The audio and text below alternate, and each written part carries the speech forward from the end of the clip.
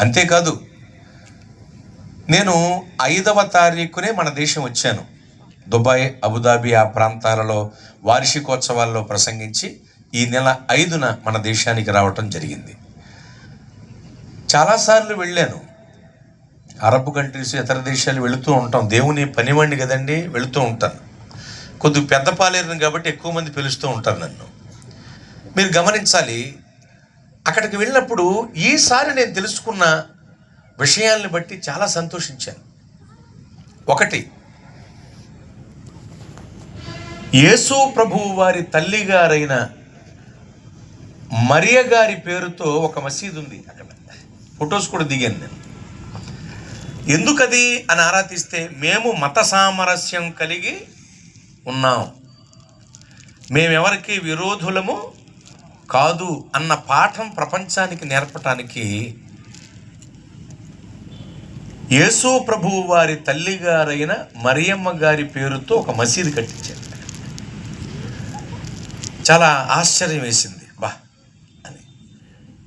మరొక విషయం ఏమిటంటే, రెండవది, ఈ నెల ప్రారంభంలోనే, ఆనంద మాసం యొక్క ప్రారంభంలోనే ప్రభుత్వమే, అరబ్ ప్రభుత్వమే ఒక పెద్ద క్రిస్మస్ ట్రీని ఏర్పాటు చేస్తాటండి ప్రభుత్వం. అది ప్రపంచంలోనే 2వ స్థానాన్ని సంపాదిస్తుందట ప్రతి సంవత్సరం. ఏంటిది అంత గొప్ప ప్రపంచ ప్రఖ్యాతిగాంచిన క్రిస్మస్ ట్రీ ఏమిటి అని గమనించి చూస్తే, అది బంగారంతో వజ్రాలతో చేయబడిన పెద్ద క్రిస్మస్ ట్రీ అండి. అది ఎవరు పెడుతున్నారు? ఇది ప్రభుత్వం. ఇలా మనం చెప్పుకుంటూ పోతే ఈ భూప్రపంచంలో ఏ ప్రాంతానికి వెళ్ళి చూచినా కనబడేటువంటి సందడి, వినబడేటువంటి సందడి, ఆరాధన మహోత్సవం క్రిస్మస్ పండుగ ఒక్కటి మాత్రమే. క్రిస్మస్ పండుగ ఒక్కటి మాత్రమే. జగద్వ్యాపితంగా జరుపుకునేటువంటి పండుగ అండి క్రిస్మస్ పండుగ. పరిమితులు లేకుండా అపరిమితముగా జరుపుకునే ఏకైక పండుగ క్రిస్మస్ పండుగ. చాలా పండుగలు ఒక వ్యక్తికో, కుటుంబానికో, వంశానికో, గ్రామానికో, పొలిమేరకో, ప్రాంతానికో, రాష్ట్రానికో, దేశానికో పరిమితమై జరుగుతాయి, నిర్వహించబడతాయి. కానీ అపరిమితముగా అన్ని చోట్ల ప్రపంచవ్యాప్తంగా జరుపుకునే ఏకైక పండుగ క్రిస్మస్ పండుగ ఒక్కటి మాత్రమే. అంతేకాదు, నెలలు తరబడి జరిగే పండుగ క్రిస్మస్ పండుగ. క్రిస్మస్ సందడి అనేది ప్రపంచంలో నవంబర్లో మొదలవుతుందండి. నవంబర్లో ప్రారంభమై జనవరి వరకు కొనసాగుతుందండి క్రిస్మస్ సందడి. అంటే నెలలు తరబడి జరిగే ఏకైక పండుగ క్రిస్మస్ పండుగ. ప్రపంచమంతా జరుపుకునే పెద్ద పండుగ క్రిస్మస్ పండుగ. క్రిస్మస్ పండుగ ఎందుకలా? యేసు ప్రభువు వారి పుట్టినరోజుని పురస్కరించుకుని జరుపుకునేటువంటి ఆరాధన మహోత్సవం అనబడిన క్రిస్మస్ వేడుక ఎందుకు ప్రపంచమంతా జరుపుకునే పండగ అయింది అంటే, ఆయన పుట్టుకలో ఉన్న గొప్పతనాలే దానికి కారణం. ఇక ఎవరి పుట్టుకకు అంత ప్రాముఖ్యత లేదు. ఇప్పుడు ఉదాహరణకు గాంధీ జయంతి ఉందనుకోండి, మన దేశంలో చేస్తాం. అమెరికన్స్ చేస్తారా? చేయరు. అమెరికన్స్ ఎందుకు చేస్తారు? ఒకవేళ చేయాలనుకుంటే అబ్రహాం లింకన్ జయంతి చేస్తారు వాళ్ళు. అబ్రహాం లింకన్ గారి జయంతి చేసుకుంటారు వాళ్ళు. మహాత్ములు, మహామహులు, మహానుభావులు, మహావీరులు అనబడిన వాళ్ళు లోకంలో చాలామంది పుట్టారు, గిట్టారు. వాళ్ళ జన్మదినోత్సవాలు ఆయా ప్రాంతాలకు, దేశాలకు పరిమితై జరుగుతూ ఉంటాయి. అపరిమితముగా జరిగే ఏకైక పుట్టినరోజు మహోత్సవం, ఆరాధనా మహోత్సవం క్రిస్మస్ పండుగ ఒక్కటి మాత్రమే. దీనికి కారణం ఆయన పుట్టుకలో ఉన్న గొప్పతనాలండి. యేసు ప్రభువు వారి పుట్టుకలోనే గొప్పతనాలు ఉన్నాయి. యేసయ్యలో గొప్పతనములు ఉన్నాయి, ఇక అందులో తిరుగులేదు. యేసు ప్రభువు వారిలో గొప్పతనాలు ఉన్నాయి. నిజమైన దేవుడని పిలవబడటానికి, పిలిపించుకోవటానికి, ఆరాధింపబడటానికి తగిన అర్హతలు కలిగిన దేవుడు ఆయన. దైవత్వములోను, కృపచూపుటలోను, పరిశుద్ధతలోను యేసు ప్రభువు వారికి రారు ఎవరు సాటి, ఆయనకు రాలేరు ఎవరు పోటీ. అంత గొప్ప దేవుడు ఆయన. ద్వితీయోపదేశకాండ గ్రంథము 4వ అధ్యాయము 7వ వచనం ప్రకారము మొరవిని సమీపించి సహాయము చేసే దేవుడు ఆయన. అపోస్తలుల కార్యముల గ్రంథము 14వ అధ్యాయము 15వ వాక్యం ప్రకారము జీవము కలిగిన దేవుడు ఆయన. భక్తుడైనటువంటి యోహాను గారి చేత పరిశుద్ధాత్మ దేవుడు వ్రాయించిన మొదటి పత్రిక 5వ అధ్యాయము 20వ వాక్యం ప్రకారము నిజమైన దేవుడు ఆయన. తీతుకు రాయబడిన పత్రిక 2వ అధ్యాయము 13వ వచనం ప్రకారము మహాదేవుడు ఆయన. రోమా పత్రిక 9వ అధ్యాయము 5వ వచనం ప్రకారము సర్వాధికారి అయిన దేవుడు ఆయన. కొలస్సీ పత్రిక 2:9 ప్రకారము పరిపూర్ణమైన దైవత్వము కలిగిన ఏకైక దేవుడు ఆయన. నిజమైన దేవుడని పిలవబడటానికి, పిలిపించుకోవటానికి, ఆరాధింపబడటానికి తగిన అర్హతలు కలిగిన దేవుడు ప్రభువైన యేసుక్రీస్తు వారు. అంత గొప్ప దేవుడు ఆయన. మన ప్రియుడైన యేసయ్య విశేషాలు సశేషం. ఎంత చెప్పినా ఇంకా మిగిలే ఉంటాయి. సశేషం. ఆవగింజను 60,000 మొక్కలు గనుక మనం చేయగలిగితే ఒక్క మొక్క ఎంత ఉంటుందో, నా బ్రతుకంతా యేసు ప్రభువు వారి గొప్పతనాన్ని గురించి, దైవత్వాన్ని గురించి నేను వివరించి చెప్పినా నేను ఆ మొక్కంతే చెప్పగలను. నా బ్రతుకు అయిపోతుంది. కానీ ఆయనను గురించిన గొప్పతనాల వివరణ ఇంకా మిగిలిపోయి ఉంటుంది. అంత గొప్ప దేవుడు ఆయన. అంత గొప్ప దేవుడు. ఆయనలో ఎన్నో గొప్పతనాలు ఉన్నాయి. అవలా ఉంచితే ఆయన పుట్టుకలో కూడా గొప్పతనాలు ఉన్నాయి. ఆయన పుట్టుకలో ఉన్న గొప్పతనములను బట్టే ఆయన పుట్టుక ఒక వేడుకగా, ఒక పండుగగా, ఒక మహా గొప్ప పండుగగా, ప్రపంచమంతా జరుపుకునే పెద్ద పండుగగా, ఆరాధన మహోత్సవంగా విరాజిల్లుతోంది. ఆ పండుగ ఈ దినముందు ఐక్య క్రిస్మస్ వేడుక రూపంలో ఇక్కడ కూడా జరిగించబడుతుంది. దేవునికి మహిమ కలుగును గాక. కారణం ఆయన పుట్టుకలో ఉన్న గొప్పతనాలు. అవేమిటో కొన్ని మీకు నేను తెలియజేస్తాను దేవుని పనివాడిగా. యేసు ప్రభువు వారి పుట్టుకలో ఉన్న మొట్టమొదటి గొప్పతనం, ఆయన పుట్టుక ప్రణాళికాబద్ధమైన పుట్టుక. అంటే యేసు ప్రభువు వారి పుట్టుక అకస్మాత్తుగా సంభవించిన సంభవం కాదండి. అనుకోకుండా జరిగిన కార్యం, పరిణామం కాదది. ఆయన పుట్టుక ప్రణాళికాబద్ధమైనటువంటి పుట్టుక. ఎలా చెప్పొచ్చు అంటే, ఆది నుండి, ఆది కాలము నుండి, ఆదికాండ గ్రంథము నుండి కూడా యేసు ప్రభువు వారి పుట్టుకను గురించి ముందు నుండే చెప్పబడుతూ వచ్చింది. ఈ విషయాన్ని మనం బైబిల్లో చూడొచ్చు.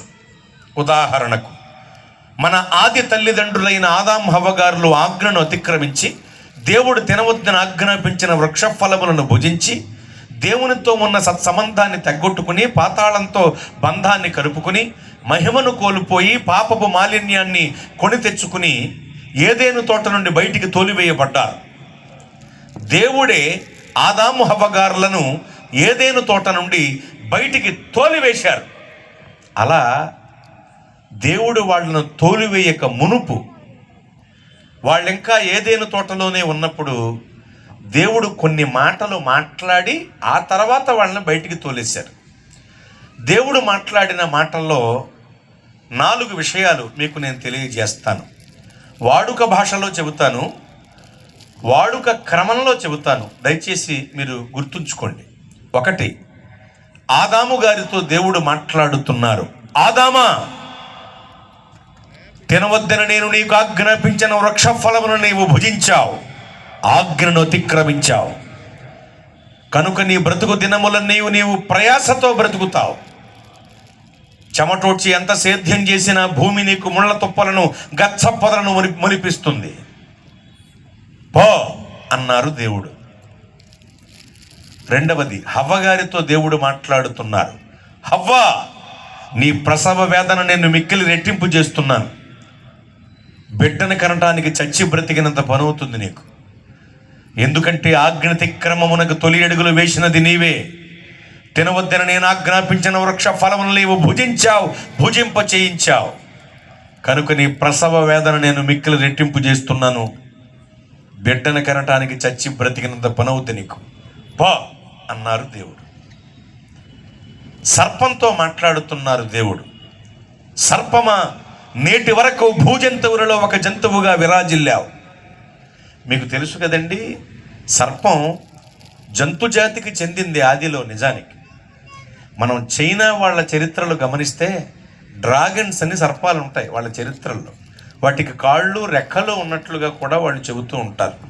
నిజానికి జంతు జాతికి చెందినదే సర్పం మొదట్లో. అందుకనే భూజంతువులన్నిటిలో సర్పము యుక్తి గలది అని వ్రాయబడింది వాక్యంలో. ప్రభువు మాట్లాడుతున్నారు, సర్పమా, నేటి వరకు జంతు జాతిలో ఒకదానివిగా నీవు విరాజిల్లావు. జంతు జాతి స్థితి నుండి పురుగు జాతి స్థితికి పడిపోతావు, దిగజారిపోతావు. నీ కాళ్ళు తెగిపోతాయి, పొట్టతో పాగుతావు, మట్టి తింటావు పో అన్నారు దేవుడు. 4వ విషయం, సర్పములో దాగి ఉండి ఈ పనంతా జరిగించిన అపవాదిగాడితో దేవుడు మాట్లాడుతున్నారండి. ఆజ్ఞాతిక్రమము చేయించిన అపవాదిగాడితో దేవుడు మాట్లాడుతున్నారు. సాతానా, నీకును స్త్రీకిని, నీ సంతానమునకును స్త్రీ సంతానమునకు వైరం అన్నారు దేవుడు. నీ సంతానమునకు ఆమె సంతానమునకు వైరం అని దేవుడు మాట్లాడారు. బాగా ఆలకించండి. ఈ 4వ విషయం, ఇప్పుడు నేను జ్ఞాపకం చేసిన 4వ విషయం ఏదైతే ఉందో, వాడుక భాష క్రమంలో నేను చెప్పిన ఈ వివరాల్లో 4వ విషయం ఏదైతే ఉందో అది మనం గమనించవలసిన విషయం. ఎందుకంటే అపవాదిగాడితో దేవుడు ఇలా చెబుతున్నారు, నీకును స్త్రీకిని నీ సంతానమునకు ఆమె సంతానమునకు వైరం అన్నారు. అక్కడ ఆమె సంతానము అంటే స్త్రీ సంతానమే. ఎందుకంటే ఆమె అంటే స్త్రీయే. వాడు, వీడు, గాడు, డాడా, డీడు అంటే మగాడు. ఆమె అంటే స్త్రీ, ఆమె సంతానము అంటే స్త్రీ సంతానము. స్త్రీ సంతానము అనేటువంటి ఆ ఒక్క మాట ద్వారా, ఆ ఒక్క పదప్రయోగం ద్వారా ఆదిలోనే దేవుడు రక్షణ ప్రణాళికను రచించి ఉంచారు. దేవునికి మహిమ కలుగునుగాక. ఆదిలోనే దేవుడు రక్షణకు పునాది వేశారు స్త్రీ సంతానము అనే ఒక్క మాట చేత. ఎందుకంటే స్త్రీ సంతానం అనగా ప్రభువైన యేసుక్రీస్తు వారు మాత్రమే. మనం పురుష సంతానం. మనం పురుష సంతానం అని చెప్పటానికి చాలా ఆధారాలు ఉన్నాయండోయ్. కొన్ని చెబుతాను. ఉదాహరణకు, పిల్లాడిని స్కూల్లో చేర్పించటానికి తీసుకుని వెళ్ళింది తల్లి. హెచ్ఎం గారిని కలిసింది. అయ్యా, వీడు నా కుమారుడండి, స్కూల్లో చేర్పించుకోండి మాస్టర్ గారు అంది. సరేనమ్మా, ఎంత వయస్సు, ఎంత వీడిది?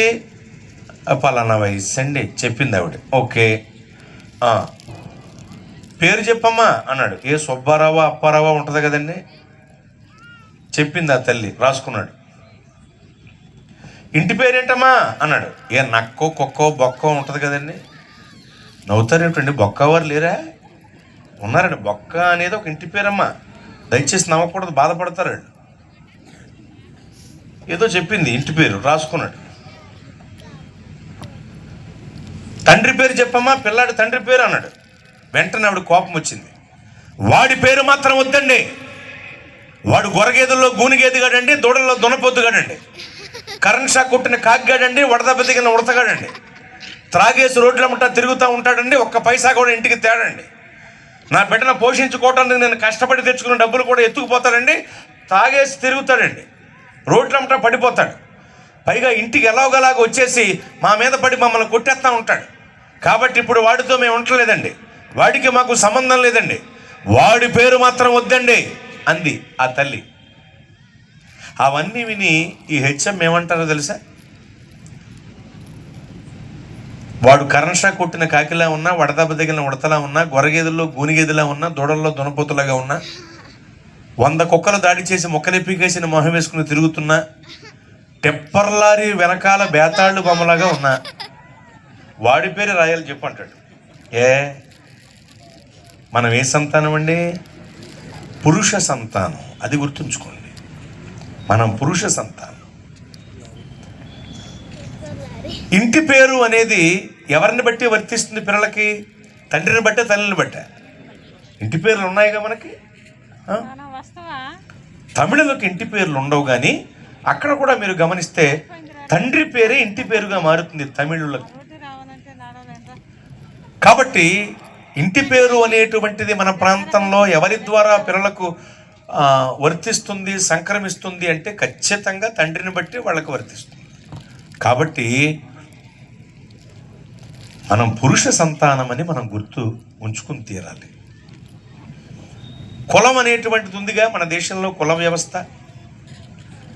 ఎప్పటికీ కూడా వర్ణ వ్యవస్థను పెంచి పోషించి ఆ ముసుగులో బ్రతుకుతున్న నాయకులు ఉన్నారు, రాజకీయ నాయకులు ఉన్నారు, మతాల నాయకులు కూడా ఉన్నారు. పైకి మాత్రం అసలు మతం పట్టించుకోమండి, కులం పట్టించుకోమండి, ఎదవేగష్టాలు చేయకండి అని అనాలనున్నా అనలేం, బాధపడతారు, ఫీల్ అవుతారు కదా. మనం ఏమన్నా ఒక మాట కటువుగా అంటే అందుకుని అనలేం. కులం అనే మలాన్ని పూసుకుని తిరుగుతున్న వాళ్ళు ఉన్నారు ఎప్పటికి కూడా. క్రైస్తవ్యంలో కులం లేదు, క్రైస్తవ్యం మతం కాదు. కులం అనేటువంటిది క్రైస్తవ్యంలో ఏదో సాక్ష్యం చెప్పుకోవటానికి ఉపయోగపడుతుంది, వ్యక్తిగత సువార్త చేయటానికి ఉపయోగపడుతుంది తప్ప ఇక దేనికి పనికి రాదు. దయచేసి గుర్తుంచుకోండి. నా దృష్టిలో కులగోత్రాలు మలమూత్రాలు లాంటివి. ఎప్పటికీ కులం అనేటువంటి దాన్ని పట్టుకుని వేళ్లాడుతున్న వాళ్ళు ఉన్నారు. ఇంకా చెప్పాలి అంటే నరులను దేవుడు యథార్థవంతులుగా చేసెను కానీ నరులు వివిధ రకములైనటువంటి తంత్రములను కల్పించుకున్నారు. ఆ తంత్రగొట్టు వాటిలో ఒకటి కులం. ఇది దేవుడు కలుగు చేసినది కాదు. కులం అనేటువంటిది దేవుడు కలుగు చేసింది కాదు. కులం అనేటువంటి మలాన్ని తినే పందులు ఇంకా లోకంలో సంచరిస్తున్నాయి. ఈ కుల వ్యవస్థను చాప కింద నీరులాగా ప్రబలేలా చేస్తున్నాయి. చాలా చోట్ల కుల వివక్షను చూపిస్తూ ప్రజల ధనమాన ప్రాణాలు దోచిస్తున్న వాళ్ళు కూడా ఉన్నారు మన దేశంలో. ఇంకా ఎంత దారుణమో చూడండి. ఉంది కుల రక్కసి ఇంకా ఉంది. అయితే ఇదంతా ఎందుకు చెప్తున్నానంటే, కులం అనేటువంటిది తండ్రిని బట్టి పిల్లలకు వర్తిస్తుందా, తల్లిని బట్ట అంటే తండ్రిని బట్టి. తల్లిని బట్టి వర్తించేలాగా ఒకానొక సమయంలో ప్రయత్నం చేశారు. అది చాలా ఇబ్బంది అయింది. ఫలానా వాళ్లను కనుక మీరు వివాహం చేసుకుంటే ఆ అమ్మాయిని బట్టి ఆ కులంలోకి మీ బిడ్డలందరూ వచ్చేస్తారు, మీకు పుట్టే పిల్లలు వచ్చేస్తారు, ఇక అక్కడ ఉండేటువంటి స్థలాలు పొలాలు మీరు అనుభవించవచ్చని కాస్త ఏజెన్సీ ప్రాంతాలలో ఏదో ఒకసారి హడావిడి చేశారు కొంతమంది. హడావిడి వడాబజ్జీగాళ్ళు చేయటం వల్ల దురాక్రమణలు జరిగాయి. అందుకని దాన్ని మళ్ళీ అలా పక్కన పెట్టారు. కాబట్టి కులం అనేటువంటిది ఎవరి ద్వారా వర్తిస్తుంది అంటే తండ్రిని బట్టే. కాబట్టి మనం పురుష సంతానము. వంశావళులు ఉన్నాయి బైబిల్లో. వంశావళులు అనేటువంటి వాటిలో ఎక్కువగా ఎవరి పేర్లు రాయబడి ఉంటాయి? మగవాళ్ళ పేర్లు. ఇప్పుడు నేనున్నానండి, మా తాతగారి ముత్తాతగారి పేరు తెలుసుకోవాలంటే పెద్ద కష్టం కాదు నాకు. మా వాళ్ళ ఇళ్లకు వెళ్ళి కొద్దిగా అలా ఒక రౌండ్ వేసానంటే తెలిసిపోద్ది నాకు. ఎందుకంటే మా వంశంలో వంశావళి రాసే అలవాటు కలిగిన వారు ఉన్నారు, తెలిసిపోతుంది. అయితే ఈ దేశంలో మాలాగే అనేక కుటుంబాలు వంశావళిని వ్రాసుకుంటారు. వారి వంశావళులలో ఖచ్చితంగా వాళ్ళు రాసే పేర్లు మగవాళ్ళవి మాత్రమే. ఎందుకంటే మనం పురుష సంతానం. ఇలా చాలా ఉన్నాయి ఉదాహరణలు. మనం పురుష సంతానం. యేసు ప్రభువు వారు ఒక్కరు మాత్రమే స్త్రీ సంతానము. బైబిల్ చెబుతోంది ఆయన స్త్రీ యందు పుట్టి అని. ఆయన ఒక్కరే స్త్రీ సంతానం. స్త్రీ సంతానము అనేటువంటి మాట ఆదిలో దేవుడు వాడారు. అంటే ఎవరి పుట్టుకను గురించి చెప్పారు? ఆయన సర్వజగద్రక్షకుడైన యేసు ప్రభువు వారి పుట్టుకను గురించి ఆదిలోనే దేవుడు ఉటంకించారు. దేవునికి మహిమ కలుగునుగాక. తెలియజేశారు, వచించారు ఆయన తన నోటితో స్వయంగా. కాబట్టి యేసు ప్రభువు వారి పుట్టుక అకస్మాత్తుగా సంభవించిన సంభవం కాదు, అనుకోకుండా జరిగిన కార్యం కానే కాదు. యేసు ప్రభువు వారి పుట్టుక ప్రణాళికాబద్ధమైన పుట్టుక. ఆది నుండి, ఆది కాలము నుండి, ముందు నుండే చెప్పబడుతూ వచ్చిన పుట్టుక యేసు ప్రభువు వారి పుట్టుక. దేవుడు తెలియజేసిన తర్వాత అక్కడతో ఆగిపోయిందంటే ఆగల. యాకోబులో నక్షత్రము ఉదయించునని, నా తర్వాత నా వంటి ప్రవక్త మీలో ఒకరు పుట్టునని, ఇశ్రాయేలీయులను ఏలబోవాడు నీలో నుండి వచ్చునని, కన్య గర్భవతి కుమారుని కనునని, ఇలా ఎన్నున్నాయండి ప్రవచనాలు. అప్పటి నుండి ప్రభు పలికినప్పటి నుండి ప్రభు పుట్టుకను గురించి చెప్పబడుతూనే వచ్చాయి. అంతేకాదు ఇతర మత ప్రామాణిక గ్రంథాలలో కూడా చెప్పబడ్డాయి. బౌద్ధానికి సంబంధించిన త్రిపీఠికలలో ఒక పీఠిక అయిన దిగానిక అనేటువంటి పీఠికలో గౌతమ బుద్ధుల వారు చెప్పినటువంటి మాట, నా తరువాత 500 సంవత్సరములకు మెతయా అనేటువంటి నామధేయమున మహాపురుషుడు ఉద్భవిస్తారు భూమధ్య భాగంలో. ఆయన వెలుగై ఉన్నారు, ఆ వెలుగును గురించి నేను నిరీక్షించి చూస్తున్నానన్నారు గౌతమ బుద్ధుల వారు. ఆ మాట ప్రభువైన యేసు వారిలో నెరవేర్చబడింది. గౌతమ బుద్ధుల వారి తరువాత 500 సంవత్సరములకు భూమధ్య భాగమైన పాలస్తీనా ప్రాంతానికి చెందిన బెత్లెహేము పురమందు ప్రభువైన యేసు వారు జన్మించారు. ఆయన పరిశుద్ధుడు, ఆయన వెలుగై ఉన్న దేవుడు. ఆ వెలుగును గూర్చి నిరీక్షించి చూస్తున్నానన్నారు గౌతమ బుద్ధుల వారు. దివ్యతి ఇతిహి దేవః అన్నారు. అంటే దేవుడు అనబడిన వాడు వెలుగై ఉండాలి, వెలుగై ఉన్నవాడే దేవుడు అనే భావం. ఈ వెలుగు అనేటువంటి అర్హతను తనలో కలిగిన ఏకైక దేవుడు మన ప్రభువైన యేసు వారు ఒక్కరు మాత్రమే. ఆయన లోకమునకు వెలుగై ఉన్నారు. ఏ వెలుగు? నిజమైన వెలుగు, నిత్యమైన వెలుగు, జీవపు వెలుగు యేసు ప్రభువు వారు. ఆయన ఎంత గొప్ప వెలుగుమయుడంటే పరలోకంలో సూర్య చంద్రులతో పనే ఉండదు. ఆయనే పరలోకంలో నిత్యమైన కాంతిగా ప్రకాశిస్తూ ఉంటారు. అంతటి గొప్ప వెలుగుమయుడు యేసు ప్రభువు వారు. ఆ వెలుగును గురించి నిరీక్షించి చూస్తున్నాను అన్నారు గౌతమ బుద్ధుల వారు. ప్రభువు పుట్టుకను గురించి త్రిపీఠికలలో ఒక పీఠిక అయిన దిగానిక అనేటువంటి పీఠికలో వ్రాయబడి ఉంది ముందుగానే. కన్ఫ్యూషియస్ అని చైనాకి చెందిన ఓ గొప్ప తత్వవేత్త, క్రీస్తుకు పూర్వం దాదాపు 430 సంవత్సరాల క్రితం వ్యక్తి అతను. ఆయన చెప్పారు పరిశుద్ధుడు పాలస్తీనా ప్రాంతంలో పుడతాడు అని. యేసు ప్రభువు వారు పుట్టిన బెత్లెహేము పాలస్తీనా ప్రాంతానికి చెందినదే. ఆయన పరిశుద్ధుడు, మచ్చలేని మహనీయుడు, పాపులలో చేరక ప్రత్యేకముగా ఉన్న పరిశుద్ధ దేవుడు ప్రభువైన యేసు క్రీస్తు వారు.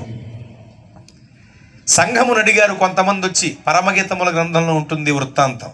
వేరు ప్రియుని కన్నా నీ ప్రియుని విశేషమేమి అంటే, ఏమో తెలదు, ఆదివారం ఆరాధనకి వెళ్ళి అయ్యగారిని అడిగొచ్చి చెప్తాను అందా. లేదు లేదు లేదు, అడిగిన వెంటనే చెప్పడం మొదలుపెట్టింది సంఘం. ధవళవర్ణుడు రత్నవర్ణుడు నా ప్రాణ ప్రియుడు, 10,000 మంది పురుషులలోన పోల్చదగిన వాడు. ధవళవర్ణుడు రత్నవర్ణుడు నా ప్రాణ ప్రియుడు, 10,000 మంది పురుషులలోన పోల్చదగిన వాడు. నావాడు నా ప్రియుడు, మదిలో నిన్నే తలంచుచున్నాను, ఓసారి కనిపించి నీ దారి చూపించవా, ఓసారి కనిపించి నీ దారి చూపించవా. యేసయ్యా నీ ప్రేమ ఎంత మధురము, యేసయ్యా నీ మనసు ఎంత నిర్మలము. హల్లెలూయా. మీరు గమనించండి, నా ప్రియుడు ధవళవర్ణుడు రత్నవర్ణుడు అని చెప్పడం మొదలుపెట్టింది సంఘం. మొట్టమొదటి మాట ధవళవర్ణుడు అంది. ధవళవర్ణం అంటే తెల్లని రంగు. నా ప్రియుడు తెల్లనివాడు అంటోంది సంఘం. తెలుపు పరిశుద్ధతకు గుర్తు. యేసు ప్రభువు వారు పరిశుద్ధ దేవుడు. చాలామంది అంటూ ఉంటారు యేసు ప్రభువు వారిని గురించి, తెల్లోళ్ళ దేవుడు అండి, తెల్లోళ్ళ దేవుడు అంటారు. ఆయన తెల్లోళ్ళ దేవుడు కాదు, తెల్ల దేవుడు. ఆయన తెల్లోళ్ళ దేవుడు కాదండి, తెల్ల దేవుడు అంటే ధవళవర్ణుడు, పరిశుద్ధుడు. ఆయన పరిశుద్ధుడు పాలస్తీనా ప్రాంతంలో పుడతారని క్రీస్తుకు పూర్వమే కన్ఫ్యూషియస్ అనేటువంటి చైనాకి చెందిన వ్యక్తి తెలియచేశారు. అంతేకాదు జొరాస్ట్రియన్, మన ఆంధ్ర భాషలో లేక తెలంగాణ భాషలో మనం మాట్లాడే తెలుగు భాషలో అతన్ని జొరాస్టరు అని పిలుస్తాం. మనం జొరాస్టరు అని తెలుగులో పిలవబడేటువంటి వ్యక్తి క్రీస్తుకు పూర్వానికి చెందిన వ్యక్తి, పారసీక మతానికి చెందిన వ్యక్తి. అతను ప్రభు పుట్టుకను గురించి చెప్పిన మాట 2 సార్లు పారసీక మతానికి సంబంధించిన జండ్ అవెస్తా అనేటువంటి గ్రంథంలో పొందుపరచబడింది.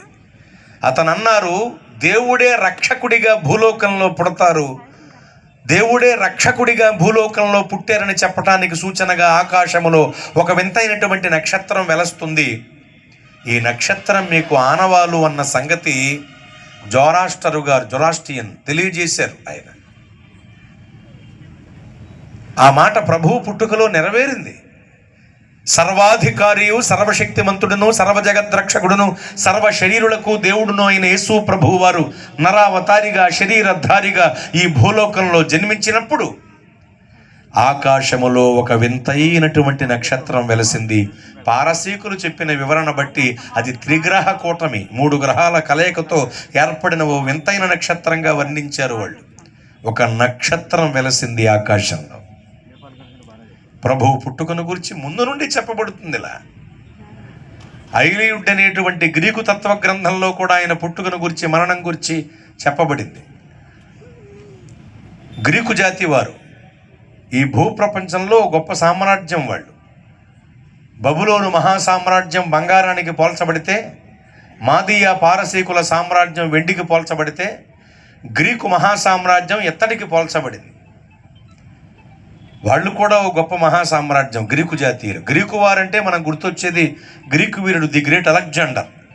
32 సంవత్సరముల ప్రాయములో ప్రపంచమును జయించి గడగడలాడించిన గ్రీకు వీరుడు అలెగ్జాండర్ ది గ్రేట్.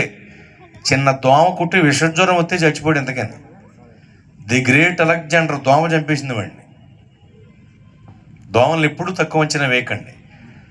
ప్రతి సంవత్సరం దోమకాటు వల్ల 2 కోట్ల మంది ఆసుపత్రిలో పాలవుతుంటే ఆ 2 కోట్ల మందిలో 27 లక్షల మంది చచ్చిపోతున్నారు సంవత్సరానికి. 27 లక్షల మందిని చంపేస్తున్నవి దోమలే సంవత్సరానికి. డెంగ్యూ, మలేరియా, చికెన్ గునియా అనే వ్యాధులు వేటి వల్ల వస్తాయి? దోమల వల్ల. దోమ కుట్టి డెంగ్యూ ఎఫెక్ట్ అయ్యి బ్లడ్లో వైట్ ప్లేట్లెట్స్ కౌంట్ పడిపోయిందంటే సరిగ్గా కానుకోకపోతే పెట్టి గాడ్రించుకుంటామే, అంత ప్రమాదం దోమ.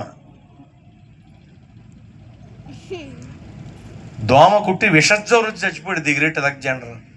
అయితేనే అలెగ్జాండర్ గారి గురువు అరిస్టాటిల్ గారి గురువు ప్లేటో గారు క్రీస్తుకు పూర్వం ఉన్న గొప్ప తత్వవేత్తల్లో ఒకరు, గ్రీకు జాతికి చెందినవారు. ఆయన గురువులకే గురువుగా కొనియాడబడ్డారు ఆ జనుల చేత ఆ రోజుల్లో.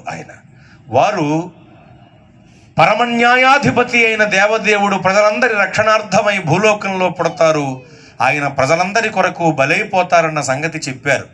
చెప్పబడిన ఆ మాటను హోమర్ అనేటువంటి వ్యక్తి ఐలియుడ్ అనేటువంటి గ్రీకు తత్వ గ్రంథంలో పొందుపరచబడిన ఆ మాట ప్రభువు యొక్క పుట్టుకలో, మరణంలో నెరవేర్చబడింది. అందుకనే కదా గ్రీకు జాతీయులు ఆ మాట అర్థం కాకే, వాళ్ళ కవీశ్వరులలో ఒకరైన ప్లేటో గారు చెప్పిన మాట అర్థం కాకే తెలియబడని దేవునికనే పేరిట ఒక బలిపీఠాన్ని నిలవబెట్టించుకున్నారు వాళ్ళు. ఎందుకంటే ఆ దేవుడు పుడతారు, ఆ దేవుడు ప్రజల కొరకు బలైపోతారని చెప్పారు. కానీ ఆ దేవుడి పేరు ఏమిటో, గుణలక్షణాలు ఏమిటో ఏమీ ప్లేటో గారు మనకు చెప్పలేదు. కనుక ఆ దేవుణ్ణి కూడా మనం పూజించాలి. పూజించకపోతే ఏ ప్రమాదం వచ్చి పడుద్దో, ఏ పొట్లో ఏ పాము ఉందో మనకేం తెలుసు. కాబట్టి ఆ దేవుడు పుట్టి బలైపోతారని చెప్పబడింది. కనుక బలికి గుర్తుగా ఒక బలిపీఠాన్ని కట్టించేద్దాం అని చెప్పి తెలియబడని దేవునికి అనే పేరుతో ఒక బలిపీఠాన్ని నిలవబెట్టించుకుని బలిపీఠాన్ని పూజించారు గ్రీకు జాతీయులు ఏథెన్సు ప్రాంతంలో. ఆ బలిపీఠము ఎవరో చెప్పటానికి అపోస్తలుడైన పౌలు గారు ఆత్మపూర్ణుడై ఏథెన్సు ప్రాంతంలోనికి వెళ్ళి ప్రకటించారు. అరియోపగు సభలో కూడా ప్రసంగించారు. స్తోత్ర. అదంతా పెద్ద చరిత్ర, బైబిల్లో ఉంది ఈ విషయం అంతా. అరియోపగు సభకు వెళ్ళి ప్రసంగించారు. ఆ బలిపీఠాన్ని గురించి వివరాలు వాళ్లకు చెప్పారు పౌలు గారు. ఎలా నిలవబెట్టుకోగలిగారా బలిపీఠాన్నంటే ప్లేటో గారు చెప్పిన మాటను బట్టి. ఆ మాట ప్రభువు పుట్టుకలో మరణంలో నెరవేర్చబడింది. ఇక్కడ కూడా మనం గమనించాలి, ప్రభువు పుట్టుకను గురించి ముందే చెప్పబడింది వాళ్ళ తత్వ గ్రంథంలో. ఇలా ఒకటా రెండా ఇలాగ ముందు నుండి యేసు ప్రభువు వారి పుట్టుకను గురించి చెప్పబడుతూనే వచ్చింది. అలా ప్రకటింపబడుతూ వచ్చిన ప్రణాళికాబద్ధమైన పుట్టుక యేసు ప్రభువు వారి పుట్టుక. దేవునికి స్తోత్రం. ఆయన పుట్టుక ప్రణాళికాబద్ధమైంది గనుక ఓ గొప్ప పండుగగా విరాజిల్లుతోంది. ప్రపంచమంతా ఈ పండుగను జరుపుకుంటోంది. ఈరోజు ఇక్కడ కూడా ఆ గొప్ప పండుగ ఆరాధన మహోత్సవం జరుగుతోంది. దేవునికి స్తోత్రం. చాలా గొప్ప విషయం ఇది. అంతేకాదు, యేసు ప్రభువు వారి పుట్టుక పరిశుద్ధమైన పుట్టుకండి. పరిశుద్ధమైన పుట్టుకండి ఆయన.